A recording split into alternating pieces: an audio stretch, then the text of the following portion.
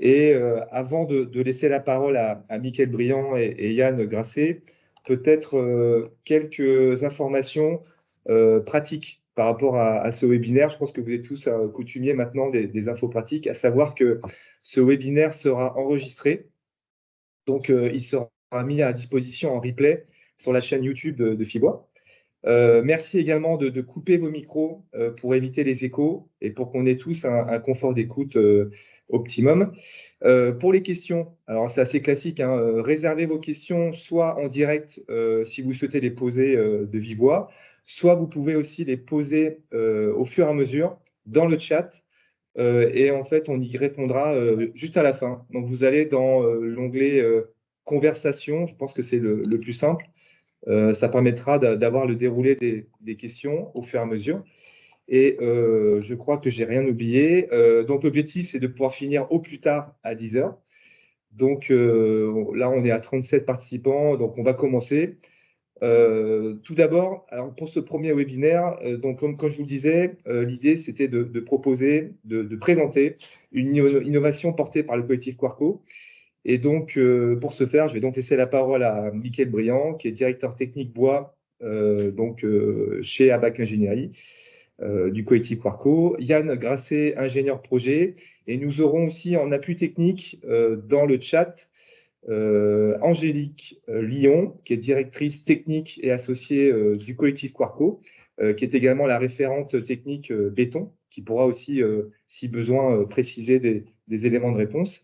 Et je crois aussi que nous avons Philippe Grasset également présent en appui. Voilà.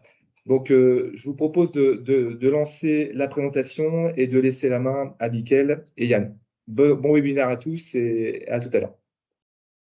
Bonjour tout le monde, Yann Grasset. On va commencer la présentation tout de suite par rapport à l'introduction de Maxime. On va essayer d'articuler la présentation de la manière suivante. Une petite présentation rapide sur Quarco, Innovons et ce qu'englobent ces noms. Et puis passer au connecteur bois-béton, d'abord son histoire, puis le connecteur en lui-même. Une petite étude comparative de ce nouveau système de construction avec les systèmes existants. Un exemple pour illustrer un petit peu nos propos et les références actuelles ou en cours. Et puis, on fera un petit point sur le cadre assurantiel, les limites d'utilisation de ce connecteur. Et puis, une petite conclusion qui ouvrira sur potentiellement des questions. Donc, premièrement, Quarco, le collectif Quarco, c'est un ensemble de sociétés, historiquement bureau d'études structure. Et puis, au fur et à mesure, plusieurs entités se sont ajoutées pour ajouter de la polyvalence autour des métiers de la construction, aujourd'hui présents un petit peu partout sur le territoire français et comptabilisant une centaine de collaborateurs. Au sujet de nos métiers, comme je le disais rapidement, principalement la structure, historiquement, c'est ce qui représente aujourd'hui la plus grosse part de notre activité. Structure bois, béton et métal. Nous avons la fierté de pouvoir dire que nous maîtrisons les trois matériaux d'un point de vue structure, ce qui nous permet d'être polyvalent sur tout type de projet. Une partie diagnostic de plus en plus présent dans la construction aujourd'hui avec le nouveau cadre assurantiel et puis la conjoncture qui fait que le diagnostic se développe beaucoup.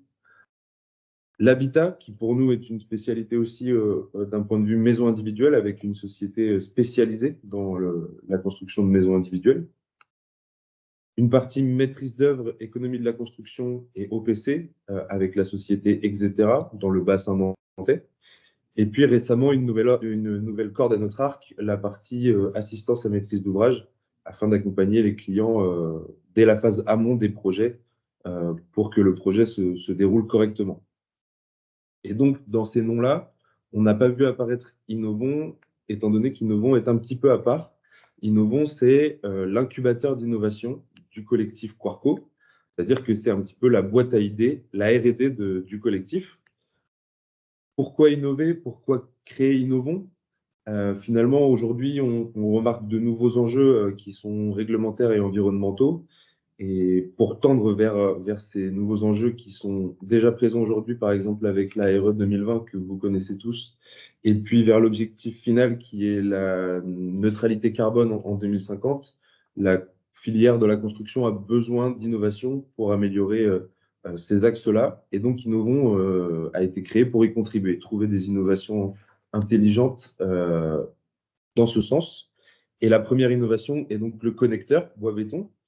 Et si ce connecteur a aujourd'hui vu le jour et est la première innovation du collectif, c'est parce on s'est accordé autour de 3 axes principaux qui, pour nous, étaient indispensables pour développer une innovation et pour qu'elle soit réellement pertinente.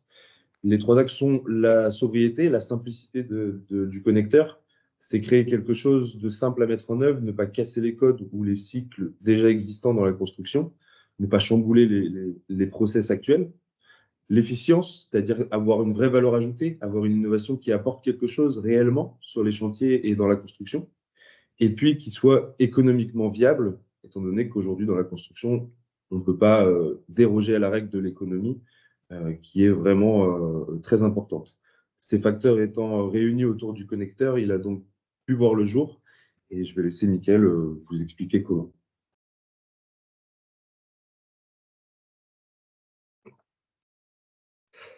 Voilà, donc déjà, Mickaël Briand, donc bonjour à tous. Je vais refaire un léger retour sur ce qui existe aujourd'hui, des solutions constructives.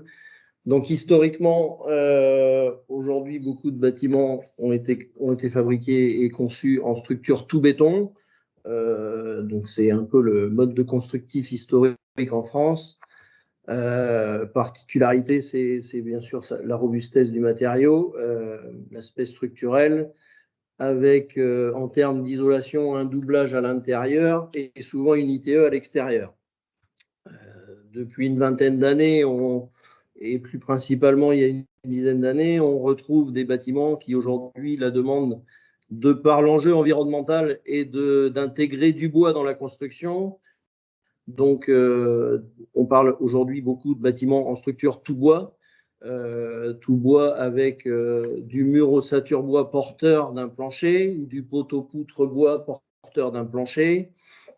Ce plancher peut être soit en solivage bois caisson, soit en CLT, soit en poutre hantée, ou voilà, il y a d'autres produits qui existent. Depuis une dizaine d'années, on a déjà cherché à mixer un peu le monde de la construction en intégrant le bois avec le béton. Donc, on a aujourd'hui de la solution qu'on appelle structure mixte béton FOB. Donc, FOB, façade ossature bois. Moi, ce que j'appelle MOB, c'est mur ossature bois, donc qui est porteur. La FOB, elle, dans ce cas de figure, n'a qu'un rôle d'enveloppe thermique du bâtiment et aucun rôle structurel.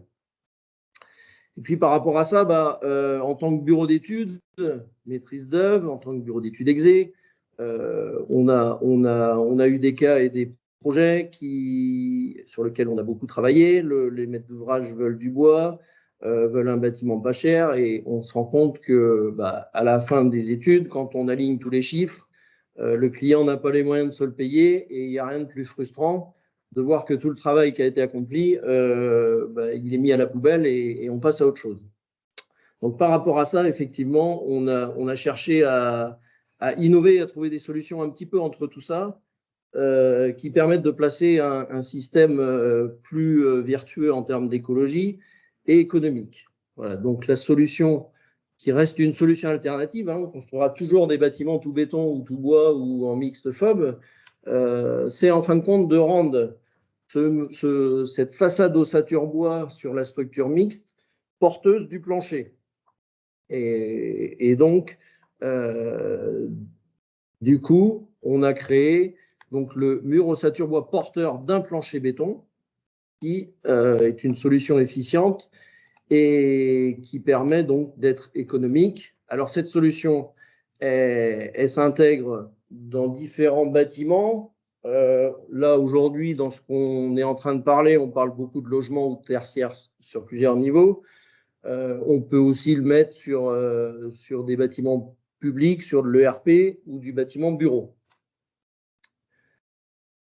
Voilà, donc quelle était l'idée? L'idée était de connecter donc le plancher béton avec le mur ossature bois, avec un petit connecteur qui n'est pas une révolution en soi, mais qui est un goujon traditionnel qu'on soude habituellement sur une poutre métal, qu'on vient souder sur un plat, calculé pour reprendre les efforts. On perce 2 trous pour y mettre les tire-fonds qui sont ensuite fixés dans les murs ossature bois. Un peu d'histoire. L'histoire de ce connecteur, il démarre en 2018. On est lauréat d'un concours sur de l'habitat participatif à Carquefou. L'idée arrive de dire on va servir du mur pour porter le plancher béton. On gagne le concours et puis très vite, on se rend compte que les freins réglementaires nous font un petit peu abandonner la solution. Mais on trouve malgré tout l'idée intéressante. Donc, à partir de 2018-2019, on lance le développement du CBB en interne. On réunit les équipes d'ingénieurs chez nous, bois et béton. Et du coup, on développe ce connecteur. Donc, en 2020, on dépose et on a le brevet pour l'invention du CBB. Puis ensuite viennent une série de tests en usine, de tests en laboratoire. On analyse, on s'entoure de Socotec dans l'analyse des résultats et du coup, on lui demande de rédiger un ETN et de nous appuyer sur le concept. Donc aujourd'hui, en 2024, depuis l'été dernier, on a un ETN, donc enquête technique nouvelle, validé par Socotec, voilà, qui a défini le domaine d'application et la description de l'ouvrage et la mise en œuvre. Et on a aujourd'hui 3 réalisations livrées qui nous permettent, depuis l'été dernier, de commercialiser la conception mixte bois-béton. Voilà. Quelques événements, 2 événements significatifs marquent le parcours du connecteur. On était présent à Artibat à l'automne dernier, salon du bâtiment à Rennes, et on a été sélectionné parmi les nouveautés innovantes en 2023. Ce salon nous a permis de rencontrer les maîtres d'ouvrage, les entreprises, les constructeurs bois, les constructeurs béton, et le système a été vraiment très bien accueilli par la profession. Voilà. Aujourd'hui, on a déjà des retours de chiffrage plutôt en variante sur des projets similaires. Et puis, l'été dernier, on est lauréat du programme Éco-Innovation Factory. Alors, qu'est-ce que c'est? En quoi consiste l'Éco-Innovation Factory? C'est un programme d'accompagnement de 6 mois destiné à faire éclore des projets dans le domaine de l'énergie, l'environnement, secteur maritime et pour tous les créateurs et dirigeants d'entreprises innovantes. Voilà. Donc, 6 mois rythmés par des temps de coaching, soit individuels, soit collectifs, et qui nous ont amenés à retravailler les connexions avec les réseaux, avoir de l'expertise sur notre connecteur en termes de juridique, en termes de financier, et qui nous ont accompagnés depuis 6 mois dans la démarche. On remercie d'ailleurs particulièrement Atlampol. Voilà, donc le CBB. Donc CBB, connecteur bois-béton. On est sur un système très simple. Donc le mur ossature bois, donc comme je disais tout à l'heure, porte le plancher béton. Donc il est là pour reprendre les charges verticales et descendantes. Ce qui compte, c'est que le béton soit appuyé sur le mur sur une largeur d'appui de 15 cm minimum. Et puis on a le plancher béton qui est un ouvrage qui est traditionnel, qui peut être soit un ouvrage coulé en place sur l'épaisseur totale, soit de la prédale, soit du plancher ourdi. Le connecteur permet de relier les 2 matériaux et du coup se fixe en tête de mur ossature bois. Entre les 2, on y intègre un résilient qui permet à la fois d'assurer une étanchéité lors du coulage du béton et qui permet aussi de reprendre la rotation de la dalle sur le mur ossature bois, puisqu'on a un élément qui est un peu souple et qui permet de reprendre les efforts. On a fait monter le panneau USB à l'extérieur du mur ossature bois pour intégrer un isolant. Alors, isolant de type 4, c'est un isolant rigide de manière à ce qu'il n'est pas comprimé et qui sert vraiment de fond de coffrage au plancher béton. Voilà, donc autour de ça, une solution très simple. L'idée étant que le mur ossature bois doit rester avec ses sections habituelles, ses entraxes habituels, qui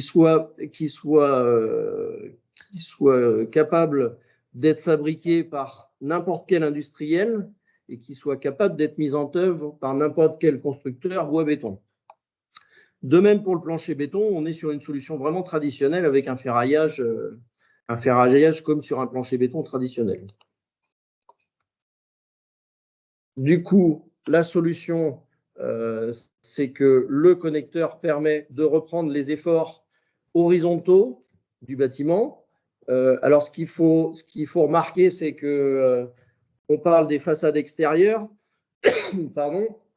À l'intérieur du bâtiment, il se passe la même chose que d'habitude. Sur un bâtiment béton classique ou un bâtiment bois, on a le plancher, on a quelques refends intérieurs pour stabiliser le bâtiment, des cages d'ascenseur, tout ça reste identique. On reprend juste les efforts sur les façades au niveau des efforts de stabilité. Et puis, cet effort, il est calculé par rapport à la modélisation. Et par rapport à cet effort à reprendre, on calcule tout simplement le nombre de connecteurs qui, entre parenthèses, il n'y a qu'un modèle. On joue juste sur le nombre à mettre en place sur la lisse. La petite vue en plan est assez significative. On est souvent sur un anthrax entre 80 cm et 1,20 m sur tous les projets qu'on a regardés. Et du coup, il n'y a aucun lien de cause à effet entre la position du connecteur et la position des montants. Voilà. Là encore, on aurait pu aller plus loin, de se dire on va changer un peu, pour monter à plusieurs étages. Mais l'idée, c'était pas de multiplier les montants parce qu'on n'allait plus avoir des isolants qui étaient dans les standards de cotation. C'était pas non plus d'avoir des sections plus importantes en termes du mur ossature bois. L'idée était de rester vraiment sur un mur traditionnel. Voilà. La seule particularité, c'est qu'on est sur un mur de 200 mm pour reprendre les charges verticales. Alors, vous allez me dire, c'est beaucoup. Mais en même temps, on voit qu'historiquement, on est passé sur de la construction ossature bois à du mur qui faisait 120, puis est passé en 145. Aujourd'hui, on est souvent sur des murs en 160 en termes de thermique. Donc, je pense qu'on va vite arriver à du 200 mm sur du standard d'isolation. À noter la petite anecdote qui est aujourd'hui un projet sur lequel on est bureau d'études maîtrise d'œuvre. En fin de compte, avec un bailleur social qui, par rapport à cette solution, nous a demandé de regarder une solution traditionnelle béton-brique et de proposer une solution innovante, donc qui permet de dire que le mur ossature bois, on rajoute 20 mm et on y intègre de l'isolant paille, puisque la paille aujourd'hui peut être fabriquée en 220 mm d'épaisseur. Et du coup, d'avoir à la fois des subventions un peu par rapport à l'éco-construction et en même temps être un projet phare dans la région. Voilà. La mise en œuvre, donc sur le chantier, 3 phases. C'est relativement simple. Le mur ossature bois est fabriqué en atelier. Comme je disais, on peut mettre le connecteur sur le chantier, mais bon, l'intérêt, c'est de le mettre en atelier. On arrive, on grute les murs ossature bois à leur place, on les stabilise avec des étais tirants poussants, puis on vient y mettre le coffrage avant le coulage du béton. Alors, comme je disais tout à l'heure, soit on est sur du plancher ourdi, soit on est sur du coffrage traditionnel, soit on est sur de la prédale, tous les systèmes fonctionnent. Puis, on vient couler le béton d'une manière traditionnelle et on monte comme ça, niveau par niveau. Ce que je vous propose, c'est qu'il y ait une petite vidéo qui illustre un peu mes propos et qui est très parlante. Du coup, je vais la lancer. Elle dure 2 minutes.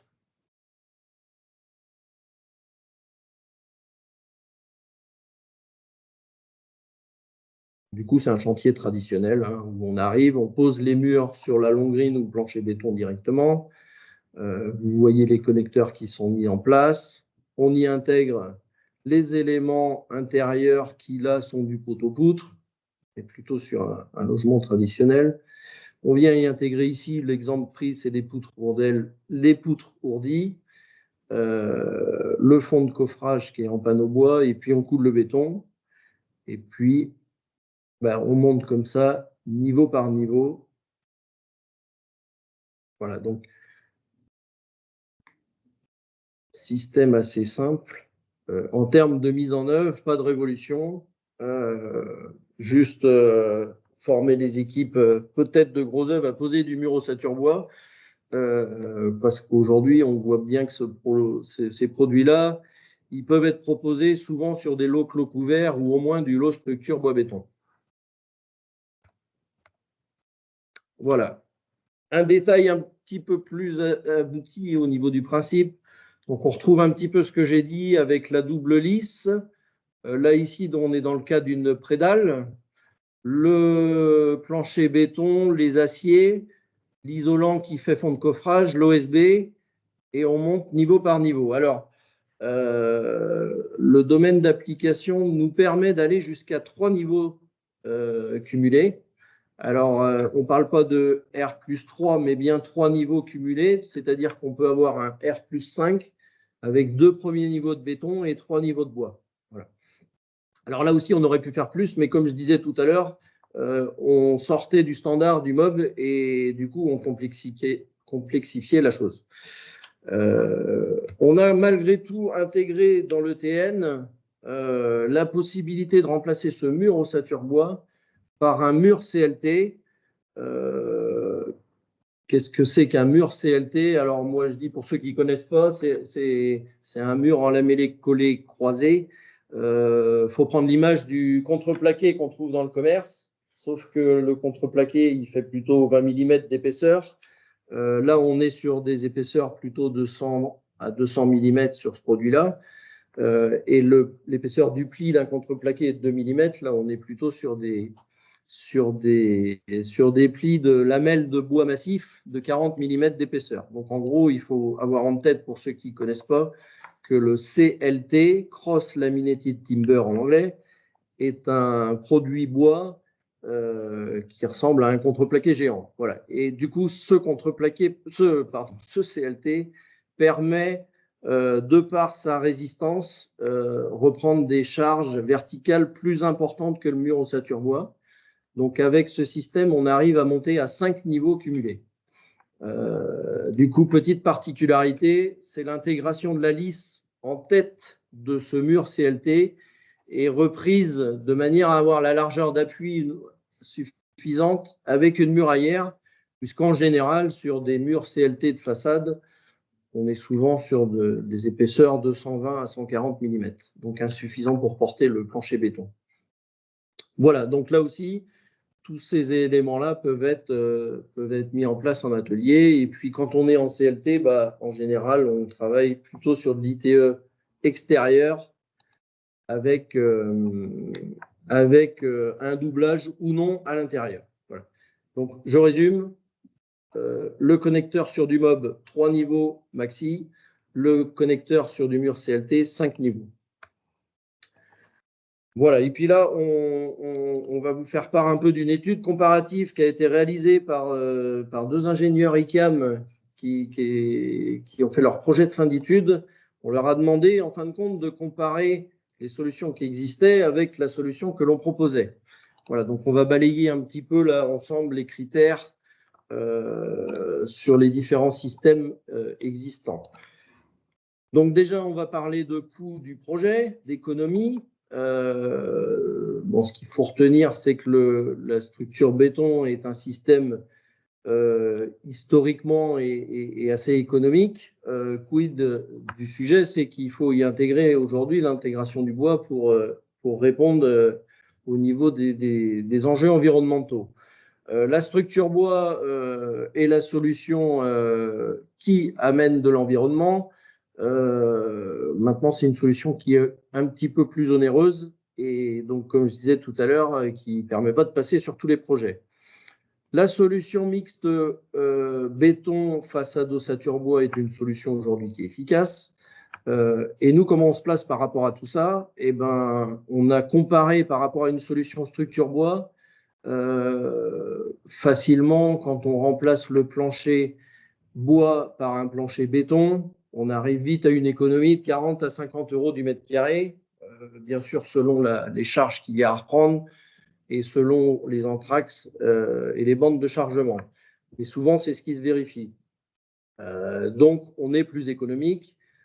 Quand on se compare à une solution mixte FOB béton, en fin de compte, on s'affranchit dans notre solution de tous les poteaux ou les poutres périphériques qui peuvent exister dans la solution tout béton, la solution mixte. Et du coup, on enlève 100 à 200 euros du mètre linéaire selon le nombre de poteaux et le nombre de poutres béton. Voilà, mais on reviendra un petit peu dans le détail plus tard. Voilà, donc notre solution pour info, le coût du connecteur de la connexion par rapport à toutes les études qu'on a pu réaliser. Bien sûr, les cas sont tous différents, mais si on veut avoir une fourchette de prix, on se situe entre 5 et 15 euros du mètre carré par rapport aux efforts qu'il y a à reprendre. Structurellement, on peut dire que quand on est sur une solution tout béton, comme je le disais tout à l'heure, l'épaisseur du complexe, il est important puisqu'on a en général le mur béton qui fait entre 15 et 20 cm d'épaisseur, puis devant, à l'intérieur, le doublage et à l'extérieur, l'isolant qui est souvent de l'ordre de 200 mm pour atteindre les objectifs thermiques d'aujourd'hui. On est sur un mur qui fait plutôt 400 mm et si j'en reviens à l'économie que je parlais tout à l'heure, il faut aussi intégrer à ça tous les aspects de tableaux de fenêtres qui sont plutôt de l'ordre de 50 euros du mètre linéaire au lieu des tableaux qui sont plutôt à 35 sur une solution en façade ossature bois. Voilà, donc l'intérêt, c'est l'épaisseur du complexe. Quand on est en façade ossature bois, l'intérêt, c'est qu'on intègre l'isolant vraiment dans l'épaisseur de la structure. Voilà, et puis particularité, quand on enlève les poteaux qui sont en périphérie, ça évite de les encoffrer et ça permet de gagner de l'encombrement à l'intérieur du bâtiment. Voilà, si on parle des balcons, sans surprise, quand on est sur du bâtiment bois ou du bâtiment FOB, on est souvent sur des balcons rapportés qui sont soit tenus par des tirants ou des tubes, des bracons, soit posés au sol sur des petits poteaux bois ou des petits poteaux métalliques pour faire des coursives. Dans notre solution, on se rapproche un peu plus du béton où on peut faire porter la dalle en porte-à-faux avec le connecteur sur le mur. Maintenant, tout se regarde. On a les mêmes problèmes que sur du béton à gérer les ruptures de pont thermique et notamment intégrer des rupteurs qui ne sont pas faciles à mettre en place. En termes de descente de charge, sans surprise, on est sur la solution un peu moyenne puisque sur une solution tout béton, on est sur des charges du coup très lourdes. Sur une solution tout bois, on est sur des solutions légères qui nous arrangent bien en zone sismique. Là, on est forcément un peu entre les deux et on se rapproche vraiment de la solution béton façade ossature bois. Voilà, et puis en termes de limite de construction, comme je disais tout à l'heure, et je ne vais pas y revenir, on est limité à un nombre de niveaux pour garder une certaine cohérence dans l'aspect simplicité du concept. Si on parle de thermique, on en a déjà parlé un petit peu, mais voilà, sur une solution béton, on y intègre des rupteurs thermiques qui coûtent de l'argent. Sur notre solution CBV comme sur la solution FOB, c'est intéressant parce que le mur ossature bois passe devant la structure, donc n'est pas interrompu et on gère les ponts thermiques linéaires au droit du plancher par l'isolant que je vous ai décrit en fond de mur ossature bois. Au niveau bilan carbone, sans surprise, on gagne 8 à 10% de volume de béton. C'est le fameux poutre et poteau périphérique que l'on gagne par rapport à une solution béton. Et au niveau donc ACV, là aussi sans surprise, là où le bois est très efficace et le béton très peu efficace, sauf si on est sur des solutions bas carbone, mais aujourd'hui, ce n'est pas encore des solutions très courantes. On est sur une vraie solution intermédiaire qui permet de répondre à tous les enjeux. En termes de chantier, là où une solution béton, on est beaucoup sur du coulé en place. Forcément, on y intègre de l'ossature bois, donc une bonne part de préfabrication. Donc, c'est intéressant de par l'aspect planning, hein, où tout ce qui est fait en usine permet de ne pas passer le temps sur le chantier. Il est à noter quand même, par rapport à une solution mixte béton-FOB, que le cycle, c'est le gros œuvre qui vient poser les poteaux poutres béton, le plancher béton niveau par niveau, puis derrière, il y a l'intervention du charpentier ou du gros œuvre qui vient poser des murs ossature bois. Là, on fait du 2 en 1, donc vous comprenez facilement le gain de planning que l'on peut avoir. En termes d'organisation de chantier, on peut aussi évoquer les tolérances de mise en œuvre. Il est plus simple d'être précis sur des murs extérieurs en ossature bois que sur du mur béton coulé en chantier.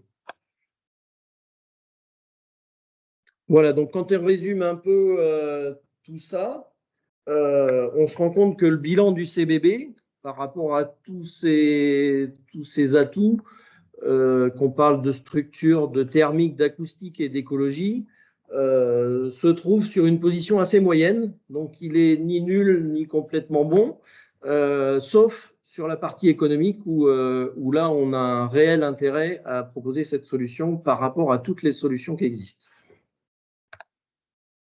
Je laisse la parole à Yann qui va vous faire un petit focus sur une situation réelle. Tous ces points de détail techniques étant dit, c'est intéressant qu'on puisse faire un petit focus sur un exemple concret. Donc ici à l'écran, vous avez un projet d'un bâtiment qui a été initialement conçu de la manière suivante. Un premier niveau complètement en structure béton, que vous voyez en bleu, puis 3 niveaux consécutifs avec le système façade ossature bois non porteuse et poteau-poutre béton armé en périphérie qu'on va voir juste après, et puis un dernier niveau en acroterre béton. Donc on est parti de cet exemple-là pour essayer de le modéliser, de le représenter tel qu'il a été conçu initialement et pouvoir le comparer avec donc, ce même projet-là, mais conçu avec le connecteur et voir réellement quels sont les avantages pour faire vraiment un cas de figure, un cas d'école et puis pouvoir illustrer un petit peu plus les propos techniques. Donc si on regarde sur la partie droite, à droite du cadre, vous avez la conception actuelle en mixed fob, comme je le disais, où vous avez les éléments en bleu qui sont représentés, les éléments poteau-poutre, béton armé en périphérie, qui sont donc les porteurs de la structure. Donc, on les a repérés en bleu pour pouvoir mieux les identifier et pouvoir les quantifier. Et puis, donc, sur la partie gauche, vous voyez le même bâtiment conçu avec le système du connecteur bois-béton, c'est-à-dire qu'on a pu s'affranchir d'une grande partie de ces poteaux-poutres périphériques. Tel que vous le voyez, on a énormément moins de poteaux-poutres d'éléments bleus. Et donc de faire porter les façades, de faire porter les planchers, pardon, sur les façades directement. On a pu essayer de quantifier sur ce projet-là. Bien sûr, les chiffres que vous voyez à l'écran sont à prendre avec des pincettes et concernent cet exemple-là. Mais en tout cas, ici, on a pu, d'un point de vue économique, se rendre compte du réel intérêt de la solution connecteur bois-béton, avec, on va dire, une 50aine d'euros du mètre carré de façade économisé. Et puis, si on ramène ça à la surface hors d'œuvre totale, on a pu estimer à peu près 8 euros du mètre carré d'économie sur la globalité du projet, ce qui reste aujourd'hui, mine de rien, une économie notable et à ne pas négliger.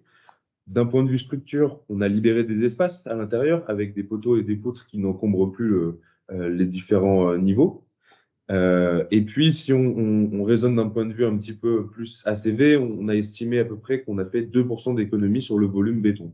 Donc, répercuté sur des projets qui pourraient se multiplier, c'est une économie qui peut, à grande échelle, être vraiment notable. Voilà pour le petit exemple qui illustre un petit peu plus les propos. Peut-être qu'on y reviendra par la suite dans les questions, je pense. Et puis, on voulait aussi vous montrer donc, les références qui aujourd'hui ont utilisé le connecteur. Donc, la première qui pour nous est la grosse référence, c'est le village des athlètes, donc l'îlot PB10 à Paris pour les Jeux Olympiques en 2024. Donc, c'est 6 bâtiments qui vont être destinés à l'hébergement d'athlètes et puis qui, à l'avenir, seront transformés en logements post-Jeux Olympiques. Donc, un gros projet porté par 2 bureaux d'études du collectif Quarco, Abac Ingénierie et Griff Ingénierie, qui prouve la polyvalence des bureaux aussi entre eux et pouvoir travailler en équipe. Donc, pour nous, gros projet. À titre indicatif, ça représente à peu près 1200 connecteurs sur l'intégralité des 6 bâtiments. Voilà, ce qui représente aujourd'hui pour nous la plus grosse référence, c'est quand même une certaine fierté d'être présent sur ce type d'ouvrage. Donc, vous avez une image à droite de l'îlot PB10 tel qu'il est aujourd'hui. Deuxième référence, on a réalisé un chantier. Excusez-moi. C'est l'îlot PB10 et on a un premier retour d'expérience. Donc, de la Gros Œuvre nous a fait un premier retour qui, pour nous, est très pertinent, étant donné que c'est le premier gros projet qui est sorti de terre. La présentation s'est arrêtée. Okay. Je ne sais pas si vous voyez toujours le diapo. Est-ce que vous voyez toujours le diapo? Non, c'est bon. Vous voyez toujours? Sur l'écran. Donc, ce premier projet, on a eu un retour de la partie Gros Œuvre, comme je disais, qui pour nous est très intéressant, étant donné que c'est le premier gros projet qui est sorti de terre. Et les retours ont été vraiment très bien perçus, en tout cas d'un point de vue gain de temps. Donc, l'entreprise JPM Bâtiment chargée de la partie Gros Œuvre a vraiment exprimé un gain de temps sur la partie coulage de plancher et ferraillage, étant donné que sur l'élévation mur ossature bois, il n'y avait pas d'attente qui venait donc de l'élévation béton telle qu'on peut l'avoir sur une construction tout béton classique, et donc un réel gain de temps pour pouvoir couler les planchers.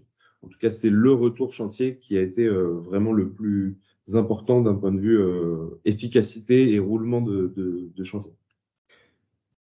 Pour rester dans les références, une deuxième référence, donc Bretonnière, un projet à Angers, 36 logements prévus répartis en 26 collectifs et 8 individuels. C'est un projet qui va sortir prochainement en consultation. Et puis un deuxième qui a déjà été livré. Ici, c'est un bon exemple de l'utilisation du connecteur sur une surélévation, c'est-à-dire qu'une élévation au-delà de 3 niveaux qui vient s'ajouter sur des niveaux de béton déjà existants. Donc, on a créé un attique sur Nantes, donc en zone sismique. On a créé un attique au dernier niveau avec ce connecteur. Un petit point assurantiel au niveau de la commercialisation et des études. Comme on l'a dit et comme vous l'avez peut-être vu sur une des diapositives, les études doivent être réalisées dans un premier temps par une entité du collectif Quarco, un bureau d'études du collectif Quarco, pour dimensionner le nombre de connecteurs et pouvoir donner les efforts et les liaisons donc avec les entraxes des connecteurs. Donc, un premier devis qui devrait être réalisé par un des bureaux d'études du collectif. Aujourd'hui, la formation est faite de telle manière que les différents bureaux d'études soient polyvalents et puissent répondre petit à petit au projet en interne. Donc, un premier devis sur la partie études et un deuxième devis obligatoire sur la partie donc innovons, le connecteur en lui-même, l'objet, où ce devis comprendra la livraison et le nombre de connecteurs à prévoir.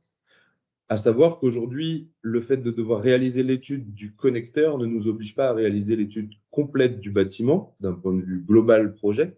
C'est-à-dire que les entités du collectif Quarco ne sont pas forcément bureaux d'études d'exécution globale du projet et peuvent venir en soutien pour développer et pour implanter cette solution connecteur et n'avoir potentiellement que cette partie d'étude à réaliser et venir vraiment en complément potentiellement d'autres bureaux d'études. Mais en tout cas, ce cadre d'études purement connecteur et anthrax est fort, doit être dimensionné par l'un des bureaux d'études du collectif. Voilà, en conclusion, pour résumer un peu ce qu'on vient de dire, ça tourne un petit peu autour de 6 axes. Donc, comme on expliquait, c'est une solution low-tech qu'on a voulu la plus simple possible de manière à ce que tout le monde puisse l'utiliser. C'est une solution qui respecte mieux l'environnement par rapport à d'autres solutions et qui donc amène un bilan carbone plus intéressant. En termes de planning, on gagne du temps sur le chantier. C'est une solution hors site qui permet de continuer dans la démarche de préfabrication et de limiter la nuisance de chantier. On est, il faut le savoir, sur une solution unique en France, protégée par un brevet validé par Socotec via l'ETN, et notre assureur nous suit par rapport aux assurances civiles et décennales de nos projets, dans la mesure où, comme le disait Yann, on a réalisé l'étude de la connexion et vendu le connecteur qui est fabriqué chez un sous-traitant métallique du milieu de la France. Voilà. Et puis la dernière remarque que je peux faire, c'est on est sur une solution technique aboutie et garantie. On n'est pas un vendeur de connecteurs ou de métal.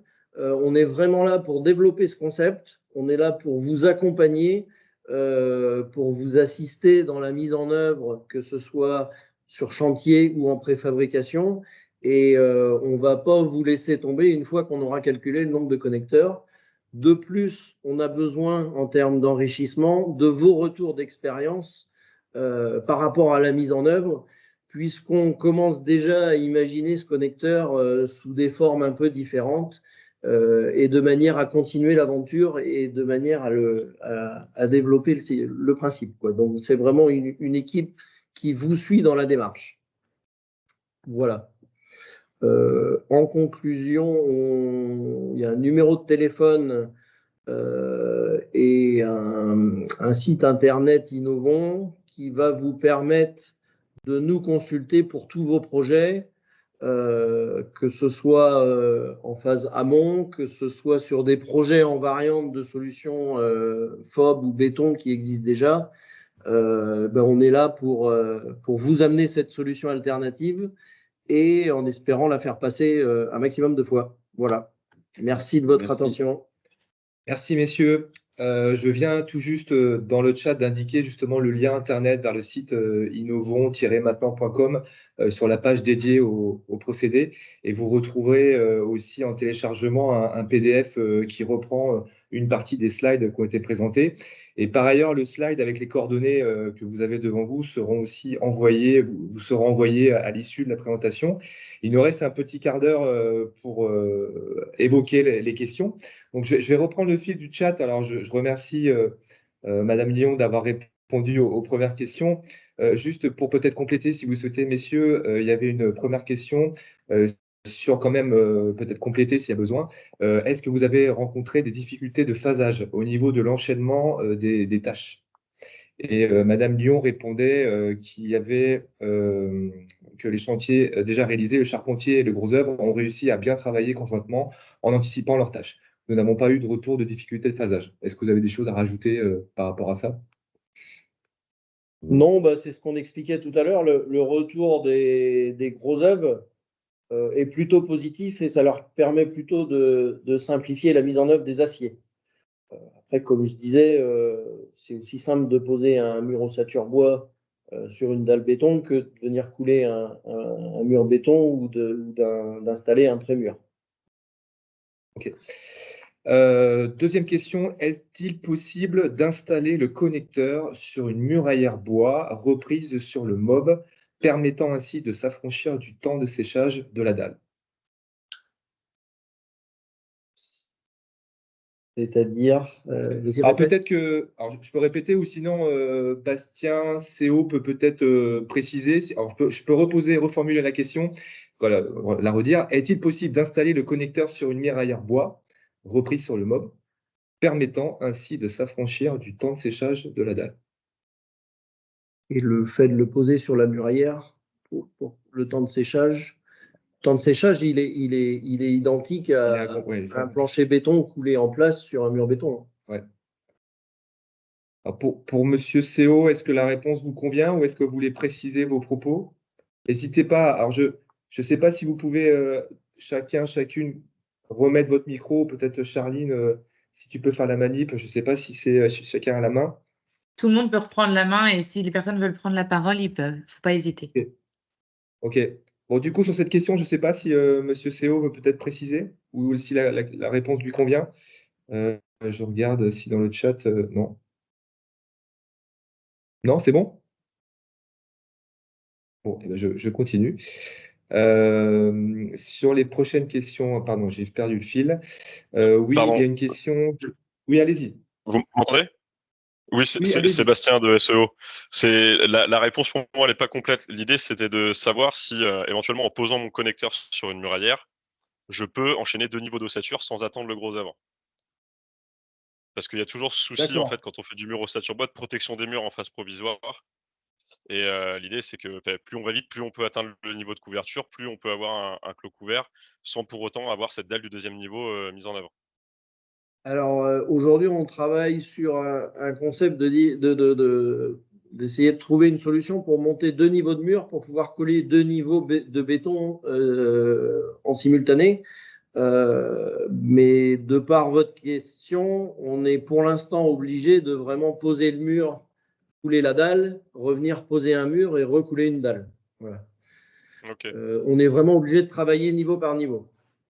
Par contre, en termes de gain de chantier, ce qu'on peut gagner, c'est quand même d'intégrer les menuiseries sur les murs ossature bois vers le bardage, sous réserve d'en avoir étudié un petit peu les protections. Ok, ça marche. Question suivante. Quels sont les préceptes ou limitations pour implanter des châssis vitrés en façade pour des projets de bureaux? Il y a des contraintes particulières. Alors, je dirais que c'est sûrement par rapport aux efforts de stabilité qu'on a à reprendre par la façade. On est sur le même principe que de l'ossature bois ou même du béton. À un moment donné, quand on prend la façade, il va falloir qu'on retrouve une partie pleine pour pouvoir reprendre les efforts horizontaux. Donc ça ne change pas par rapport aux méthodes traditionnelles. Alors, si ces éléments points durs ne sont pas suffisants par rapport au rythme de la façade, ben, il faut se créer des portiques de stabilité ou des croix de Saint-André qui passent devant des châssis, ce qui n'est jamais très, très folichon, c'est certes. Voilà. Par contre, ce qu'il faut retenir, c'est qu'on ne reprend sur ces façades que les murs extérieurs et que ce qui se passe à l'intérieur du bâtiment reste identique à une solution traditionnelle. Comme j'ai expliqué, des murs de refend bois ou béton, des cages d'ascenseur, etc., qui stabilisent le bâtiment horizontalement. Ok. Question suivante. Les mobs murs ossature bois porteurs étant rapidement sensibles aux efforts horizontaux sismiques en fonction du nombre de niveaux, avez-vous pu mettre en œuvre cette solution en zone sismique? D'autant plus que dans cette solution CBB, la masse excitée du plancher est importante. Oui, alors par rapport au développement du produit et à l'ETN, on a un domaine d'application qui s'étend qui s'étend uniquement sur la France. En termes de zone sismique, on va de la zone 1 à 3 et on ne couvre pas la zone 4. Et en termes de bâtiments, catégorie de bâtiments, on va de C1 à C4. Mais tout ça est expliqué dans l'ETN et s'il y a besoin de le diffuser, on fera volontiers. Alors du coup, je saute la prochaine question, mais parce que celle d'après concerne l'ETN justement, mais tu viens d'y répondre en partie. Est-ce que l'ETN couvre-t-elle la stabilité au feu et le parasismique? Alors le séisme, je viens d'en parler, et le feu, on est sur des solutions traditionnelles de vérification au feu, c'est-à-dire le plancher béton, il est calculé au feu comme sur un bâtiment tout béton. Et le FOB est calculé au feu par l'intégration de plaques de placo ou de parements extérieurs. Okay. L'utilisation de planchers mixtes bois-béton est-elle possible? Oui. Ou plancher collaborant? Plancher collaborant, oui. Plancher collaborant, oui. Plancher mixte bois-béton aussi. Tout dépend après du rythme des solives. Quand je dis ça, je pense que quand on a des solives tous les 60 cm sur un plancher mixte bois-béton, on peut facilement comprendre qu'on va être sur une répartition au mètre linéaire sur la tête de mur. Quand on commence à avoir des solives tous les 1,40 m ou 1,50 m, comme ça peut arriver, il faut regarder précisément les choses parce que je pense que dans le mob proprement dit, ne peut pas reprendre la charge d'une solive et d'1,50 m de bande de chargement. Donc, ça dépend vraiment de la conception du plancher mixte et notamment de l'anthrax des solides. Ok. Est-ce qu'il y a d'autres questions dans l'assistance? N'hésitez pas à les poser dans le chat ou de vive voix. C'est le moment. Il nous reste encore quelques minutes si besoin. Je ne vois pas de mains se lever ou de personnes prendre la parole. Je ne sais pas, messieurs, est-ce que vous avez des choses? Ah, il y a une question qui revient. Alors, pouvez-vous repréciser la stabilité au feu? Pour un immeuble avec une stabilité au feu d'1 heure, il faudra un doublage placopâtre, pardon, j'y arrivais, intérieur. Point d'interrogation. Oui. 2 BA18 de mémoire pour protéger le mur ossature bois du feu pendant 1 heure. Et ça, c'est indépendamment de. C'est indépendamment du système CBB, hein, d'une manière classique. Ok. Est-ce qu'il y a d'autres questions? Alors bon, il y a personne qui a précisé 2 BA18 obligatoire, donc ça confirme ce que tu viens de dire. Est-ce qu'il y a encore d'autres questions avant qu'on passe à la conclusion? Ouais, je reviens, j'ai une petite question sur l'épaisseur des Vas-y. lisses ossature bois pour les mobs. Parce qu'on n'a qu'une solution pour tire-fond. Je me doute bien qu'il va pas nous falloir une lisse haute en 45 mm, il va falloir quelque chose de plus épais. Si. Non, on est sur une lisse haute standard de 45-200 minimum. Ok. D'accord. Ce qui compte, ce qu'il faut avoir en tête, c'est que, comme je disais, le mur reprend les charges verticales et qu'on Oui, a oui. vraiment besoin des 15 cm d'appui du plancher béton. Ok, donc dans une lisse de 45, ça fonctionne, ça marche. Tout à fait. Une autre question qui est arrivée, ces connecteurs peuvent-ils à terme être mis en œuvre sur des solives bois dans le but de n'avoir qu'un type de connecteur sur le chantier? Aujourd'hui, quand on présente le concept, on est bien sur un concept de faire porter des murs ossature bois, de faire porter un plancher béton sur des murs ossature bois. Aujourd'hui, il y a d'autres connecteurs qui existent pour faire du plancher mixte bois-béton et notamment calculer des planchers en T. Pour moi, c'est un autre sujet. Et nous, la solution étant existante, on n'a pas d'intérêt à pousser notre solution de connecteur vers ça, pour l'instant. Voilà. Ce que je veux dire, c'est que c'est deux sujets bien distincts, malgré le fait que le connecteur puisse se ressembler sur certains produits. Question encore qui vient d'arriver. Est-ce qu'un plancher béton intermédiaire en porte-à-faux sur mur ossature bois est envisageable avec ce principe? Oui, alors j'ai fait une légère parenthèse tout à l'heure en termes de structure. Bon, maintenant, on ne peut pas faire des porte-à-faux de 5 mètres sur des murs ossature bois, quoi. Bon, on a regardé une solution, je crois, sur du 1,50 m de portée et ça fonctionnait. Maintenant, c'est pour ça que par rapport au projet que vous pouvez avoir, on reçoit les plans et petit à petit, on s'adapte aux différentes solutions techniques qui peuvent être envisagées. Voilà. Et comme je disais, ça dépend des charges, des entraxes et de la configuration du bâtiment. Encore une question. Est-ce qu'un projet d'avis technique ou ATEX est prévu? Car l'ETN pourrait ne pas suffire pour certains bureaux de contrôle ou assurance. Ben aujourd'hui, je suis tenté de dire qu'on a l'ETN qui est valable jusqu'en 2027 ou 2028. Le seul frein par rapport à l'avis technique, c'est qu'il faut un peu plus de réalisation. Donc, j'espère qu'on se revoit dans 1 an avec 10 projets réalisés et pourquoi pas un avis technique en place. Est-ce que cet ETN est accessible? Oui. Effectivement, on pourra vous l'envoyer à l'issue du webinaire en même temps que la présentation. Encore quelques questions?